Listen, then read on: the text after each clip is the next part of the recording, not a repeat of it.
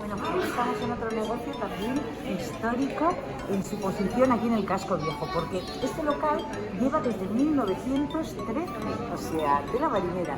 Y si entramos, es chiquitito, solo tiene 7 metros cuadrados. Fijaros, chiquitín, chiquitín. Y tenemos a su dueño, que se llama Chechu, estupendo, que nos va a explicar un poco cuánto tiempo lleva él con el negocio. Pues yo llevo ahora año y cuarto, vengo despido de la industria y en ese tiempo se juntó que se puso el local este disponible, como he dicho, llega desde el año 1913, me he quedado 13. alucinado.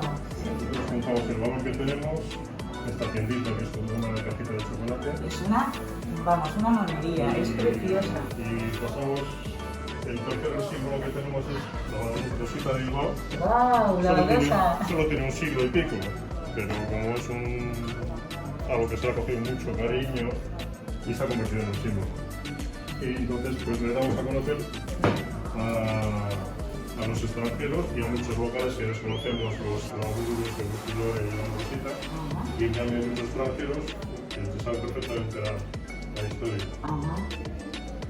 Y hasta la fecha muy contentos de la acogida Sí, del público. es que un año, ¿cuánto dices que lleváis? Desde el verano. Desde el verano, y estáis contentos, Desde el ¿no? verano, sí, muy contentos. Tenemos que seguir manteniendo estos negocios Sí. pequeñitos de toda la vida. Y se Sí. pueden, o sea, quiero decir que pueden venir a hacer encargos de todo tipo porque el Legustilore, el augur, todo esto se puede utilizar para muchas cosas.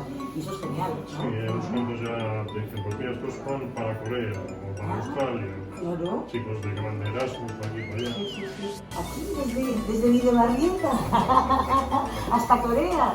¡Qué maravilla! Sí, Sí, sí.